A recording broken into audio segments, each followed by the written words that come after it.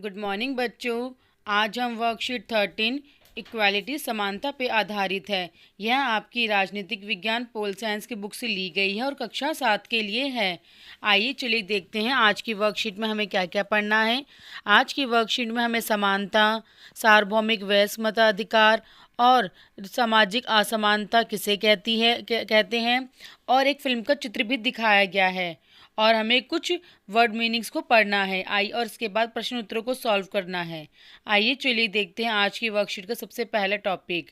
बच्चों, इसमें कुछ चित्र दिखाए गए हैं कि इस तरह की तस्वीर को देख के आपके मन में क्या आता है कि ये लोग क्यों हंस रहे हैं, ये लोग लाइन में क्यों खड़े हैं, इनके हाथ में क्या है, ये फोटो का कार्ड किसका दिया हुआ है, ये मशीनें क्या हैं।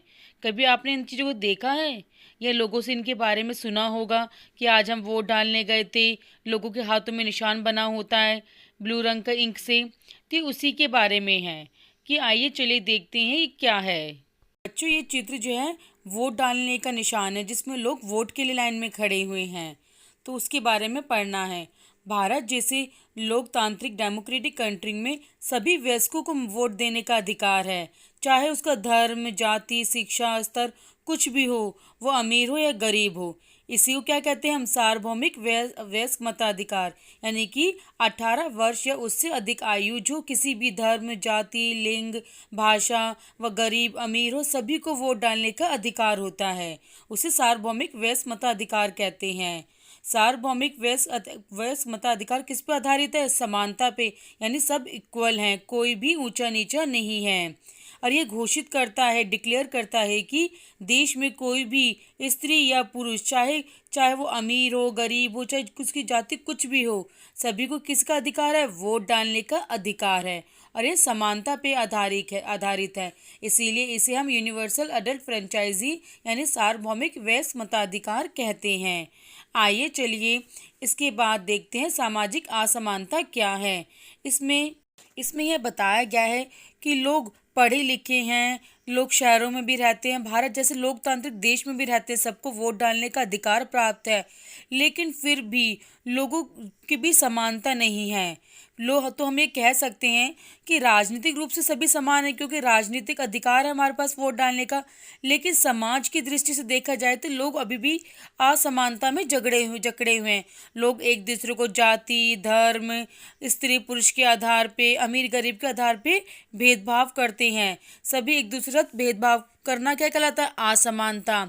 अक्सर कुछ लोगों के साथ असमानता का व्यवहार इस कारण होता है कि उनका जन्म कहाँ हुआ है, वो जाति क्या है, उनका लिंग क्या है, कि आदमी है पुरुष है, वो किस धर्म के हैं, ऊंचे है या नीचे, अमीर है गरीब है, तो इसके आधार पे भी वो भेदभाव होता है, जिसे हम क्या कहते हैं? सामाजिक असमानता। अर्थात भारत में राजनीतिक समानता तो है, लेकिन सामाजिक लोगों की सोच की असमानता अभी भी है। आइए देखते हैं। इसके बाद एक चित्र दिखाया गया है, फिल्म का सीन। बच्चों, आपने मूवी देखी होगी अमिताभ बच्चन की, अगर नहीं देखी तो फिर देखना जरूर। जब हम लोगों के साथ असमानता का व्यवहार होता है तो उनके गरिमा यानी सम्मान को ठेस पहुंचता है, तो वो चिल्लाकर बोल सकते हैं या उनके उनको बहुत जल्दी दुख लगता है कि लोग हमारे साथ भेदभाव कर रहे हैं। तो हर कोई जो है समान सम्मान और गरिमा का हकदार, हर किसी व्यक्ति को सम्मान चाहिए और इज्जत चाहिए।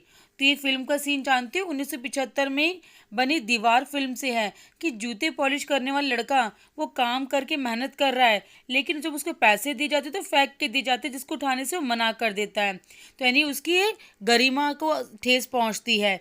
तो उसके बारे में बताया गया है कि हमें किसी को भी किसी भी चीज़ का भुगतान जब करते हैं तो इज्जत से करना चाहिए, उसको सम्मान दे के करना चाहिए, ताकि लोगों को गरिमा की पहचान हो सके। आइए इसके बाद कुछ वर्ड मीनिंग्स दिए गए जिनको हमें ध्यानपूर्वक समझना है। पहला शब्द है वयस्क यानी अडल्ट। अडल्ट किसे कहते हैं हम लोग? जब व्यक्ति 18 वर्ष या उससे अधिक आयु का हो। उससे कम आयु के बच्चों को हम अडल्ट नहीं कहेंगे। तो वयस्क क्या है? 18 वर्ष से अधिक आयु के, 18 वर्ष या उससे अधिक आयु का व्यक्ति। उसके बाद है समानता, इक्वालिटी, बराबर होने की अवस्था, विशेषता, स्थिति, अधिकार अवसरों में होती है। जब व्यक्ति को से ये सभी चीज़ें प्राप्त हो तो उसे क्या कहेंगे हम? समान है वो। उसके बाद है गरिमा। गरिमा का अर्थ क्या होता है बच्चों? इसका तात्पर्य है अपने आप को और दूसरों व्यक्तियों को समान समझना। इसे कहते हैं हम गरिमा, ताकि किसी की भी बेइज्जती नहीं करनी चाहिए हमें। चाहे आपके स्कूल में काम करने वाले गार्ड हो, स्वीपर, आंटी हो, सबकी हमें इज्जत करनी चाहिए। उसके बाद है लोकतंत्र यानी डेमोक्रेटिक।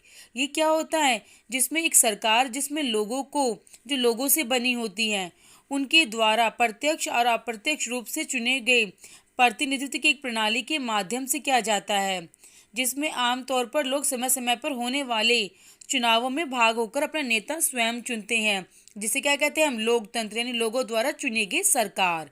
आइए चलिए बच्चों, इसके बाद देखते हैं प्रश्न उत्तर। पहला प्रश्न है, सार्वभौमिक वयस्क मताधिकार किसे कहते हैं? इसके बारे में हमें बताना है कि यूनिवर्सल अडल्ट फ्रेंचाइजी क्या होती है, जिसमें किसी भी व्यक्ति के साथ धार्मिक, सामाजिक, राजनीतिक कोई भेदभाव नहीं होता। वो किसी भी धर्म, भाषा या जाति, अमीर गरीब हो, सबको क्या अधिकार है? वोट देने का अधिकार हो। बस उसकी आयु 18 वर्ष या उससे अधिक होनी चाहिए। इसे सार्वभौमिक वयस्क मताधिकार कहते हैं। आइए चलिए देखते हैं प्रश्न 2। क्या आप चुनाव में वोट डाल सकते हो? यदि नहीं तो क्यों? बच्चों, हम चुनाव में वोट, आप बच्चे वोट क्यों नहीं डाल सकते? क्योंकि आपकी उम्र 18 वर्ष की नहीं है, इसीलिए आप वोट नहीं डाल सकते। बच्चों, अगर आपको मेरी वीडियो अच्छी लगी हो, समझाने तरीका पसंद आया हो, तो इसे लाइक और सब्सक्राइब ज़रूर करें। Thank you.